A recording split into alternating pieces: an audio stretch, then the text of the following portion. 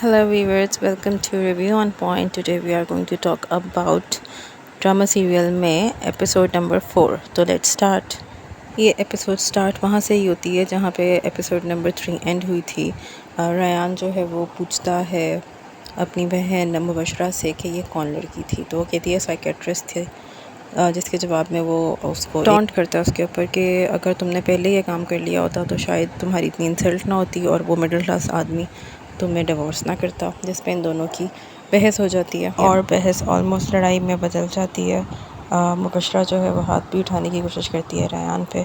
बीच में उनके फादर आ जाते हैं, जाफ़र साहब, और फिर वो जाफ़र को कहती है कि अपने बेटे को समझा लें। यहाँ पे हमें इस एपिसोड में, इस सीन में ये इस्टेब्लिश हो जाता है कि इनकी माँ जो होती है वो डिवोर्स देके इन दोनों बच्चों को बाप के पास छोड़ गई होती है।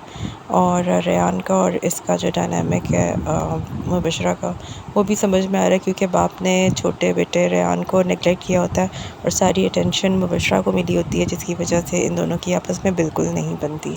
On the other side Ayra और जैद की फुल डेटे शेटे ऑन है। ये बंदा अच्छा है, सिंसियर है, उसको पिक एंड ड्रॉप भी देता है, उसकी बात भी मानता है। यहाँ वो उसको बता रही होती है कि उसको जॉब मिल गई है, इस ऑफिस में मिली है और उसका आज पहला दिन था। जैद जो इसको घर पे ड्रॉप करता है। अच्छा, ये समझ नहीं आई कि जैद जब इसे पिक एंड ड्रॉप की सर्विस देता है तो इसके घर वाले क्यों नहीं दिखते या मोहल्ले में क्यों नहीं कोई दिखता। एनीवे, भाभी जो है वो फुल ऑन टॉक्सिक भाभी लग रही हैं, जो कि फ़र्स्ट एपिसोड में बिल्कुल भी नहीं लग रही थी, और वो हर वक्त उसके पीछे पड़ी होती हैं कि रिश्ता है, रिश्ता रिश्ता, और तुम शादी नहीं करोगी, और इस तरह की बातें करती है। जिसके जवाब में आयरा बिल्कुल कुछ नहीं बोलती और उसका भाई भी उसकी साइड लेने की कोशिश करता है, यानी कि वो भी कुछ नहीं बोलता अपनी बीवी के आगे। ना वो बहन की साइड लेता है और ना ही वो बीवी की साइड लेता है। लेकिन बाद में बीवी के जाने के बाद वो बहन से बड़े प्यार से बात करता है और बहन उसे बताती है कि उसे जॉब मिल गई है। इससे पहले जैद को वो बताती है कि आज उसकी जॉब का पहला दिन था। फिर हमने देखा कि जैद के जो डैडी हैं वो जा रहे हैं, आई थिंक दुबई जा रहे हैं कुछ दिनों के लिए अपने कुछ कामों की वजह से, और वो कुछ उसको इम्पोर्टेंट पेपर्स देते हैं जाफ़र साहब को हैंड ओवर करने के लिए, जिनको वो देने के लिए उनके घर चला जाता है। जब वो घर जाता है तो वहाँ पे उसकी मुलाकात होती है मुबशरा से, और मुबशरा उसको शुक्रिया अदा करती है। वो पूछता है कि इस बात पे, तो वो कहती है कि तुमने मुझे मोहिब जब मुझे मारने लगा तो तुम आगे आ गए और तुमने मुझे मीडिया से बचाया। जिसके जवाब में वो कहता है कि तुम्हारी जगह कोई भी होती तो मैं यही करता। एनीवे, मुबशरा उसको थैंक यू कह के चली जाती है। मोहिब को जो है कोर्ट के नोटिस पे नोटिस आ रहे हैं, कभी उस पर चोरी का इल्ज़ाम लगाया जा रहा है, कभी गबन का इल्ज़ाम लगाया जा रहा है, कभी किसी चीज़ का और कभी किसी चीज़ का। उसे परेशान करने की फुल कोशिश की जा रही है मुबशरा के वकीलों की तरफ से, और वो परेशान हो भी रहा है। लेकिन वो फिर भी बाहिम्मत है। वो यही, उसकी माँ जब कहती है कि तुम्हारी नौकरी पर इस बात का असर होगा, तो वो यही कहता है कि मैं क्वालिफाइड आदमी हूँ, मुझे कहीं पे भी जॉब मिल जाएगी। फ़िलहाल वो खातिर में नहीं ला रहा इन छोटी मोटी हर्डल्स को, जबकि हो उसके साथ कुत्तों वाली रही है, जिस तरह उसको सारा दिन बिठाया जाता है थाने में। By the end of this episode Mubashra जाती है मुहिब के घर, और घर जाते ही उसका आमना सामना होता है हिना से, और हिना को देखते ही उसको थप्पड़ दे मारती है, क्योंकि हमें पता है डे फर्स्ट से कि उसको एज प्रॉब्लम तो है ही, और अब हमें ये भी काफ़ी हद तक पता चल गया है कि वो ऐसी क्यों होती है।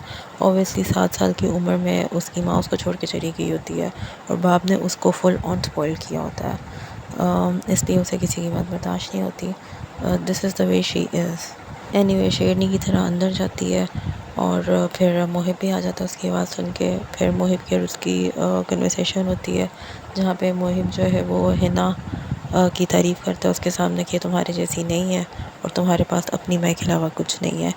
जिसके जवाब में वो उसको कहती है कि तुम्हारे जैसे घटिया इंसान को हिना जैसी घटिया ही औरत मिलनी चाहिए थी, और ये तुम्हारी नज़र में बहुत अच्छी है जिसने अपनी बेस्ट फ्रेंड के शौहर से शादी कर ली चुकी है। इस तरह की बातें करती है। बहरहाल यहाँ पे आयशा खान की, स्पेशली मैं कहना चाहूँगी, एक्टिंग बहुत ज़बरदस्त थी। फर्स्ट एपिसोड से लेकर इस 4th एपिसोड तक थ्रू आउट मुझे इस बंदी की एक्टिंग बहुत ज़बरदस्त लग रही है।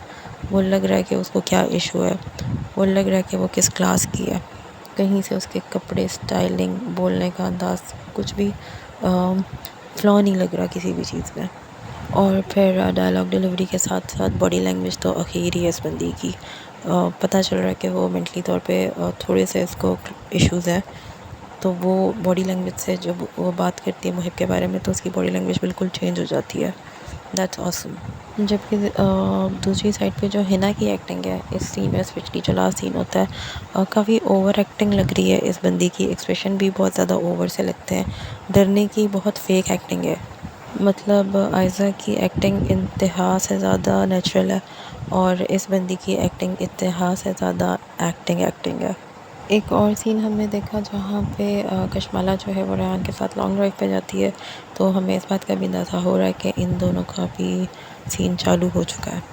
अब ज़रा मैं अटेंशन लेना चाहूँगी आप लोगों की ज़ैद और आयरा की सीन के ऊपर।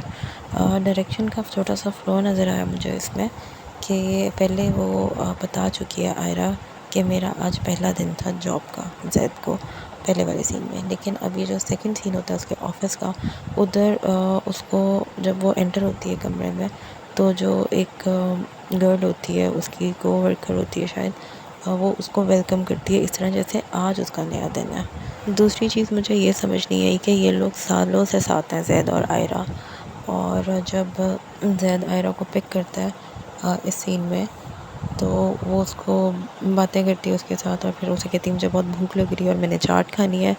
वो चाट खाती है। पहली बात तो ये कि जैसे ही वो चाट वाले के सामने गाड़ी रुकते हैं तो ज़ैद के जो बॉडी गार्ड होते हैं वो बाहर निकल के खड़े हो जाते हैं, लेकिन स्टिल आयरा गाड़ी में से भाई कह के आवाज़ देती है और डायरेक्ट उससे चाट मंगवाती है। मतलब ये काम बॉडी गार्ड्स भी कर सकते थे। दूसरा ये कि ज़ैद उसके इंसिस्ट करने पे एक बाइट ले लेता है, लेकिन उसके बाद वो लंच के लिए उसको किसी हाई फाई फैंसी रेस्टोरेंट में लेके जाता है जहाँ पे वो मुंह बना बना के उसकी पसंद का खाना खाने की कोशिश करती है और फिर उसको ये कहती भी है कि मैं सिर्फ तुम्हारी खातिर ये खाना खा रही हूँ। मतलब और तुम्हें बदलना पड़ेगा शादी से पहले, या तुम मेरे जैसे हो जाओ या मुझे अपने जैसे कर दो, लेकिन फाइनली तुम्हें ही मेरे जैसा होना पड़ेगा। मुझे समझ ये नहीं आ रही कि जब ये इतने साल से एक दूसरे के साथ अटैच हैं या मिलते जुलते हैं तो इन दोनों को एक दूसरे की पसंद नापसंद क्यों नहीं पता अभी तक। इसके अलावा ऑल ओवर ड्रामा मुझे पसंद आ रहा है। अगर हम डायरेक्शन को या छोटे छोटे फ्लॉज को ना सामने रखें तो ये ड्रामा मुझे पर्सनली अच्छा इसलिए भी लग रहा है क्योंकि आयज़ा खान मेरी पर्सनल फेवरेट है, और ये जो नया बंदा इन्होंने इंट्रोड्यूस करा है रेहान के नाम से, इसकी भी एक्टिंग मुझे बहुत अच्छी लग रही है। मतलब ठीक है मॉडल टाइप है ये बंदा, लेकिन जिस क्लास का वो दिखाया हुआ है उस लिहाज से उसकी ड्रेसिंग और बोलने का स्टाइल मैच कर रहा है। Anyway, now looking forward to next episode. Till then, you guys take care. Share the video, like the video, subscribe my channel. Thank you.